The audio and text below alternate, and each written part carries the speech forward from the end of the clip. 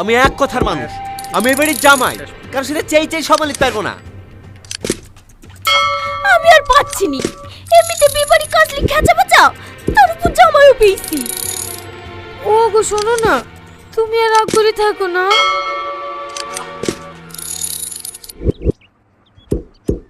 আর শোন, বজাতে হয় সময় হয়ে গেছে, টিফিনগুলো সব ঠিকঠাক করে দিয়ে দিবি, কারোর জন্য খাতে যাতে কমতি না হয়।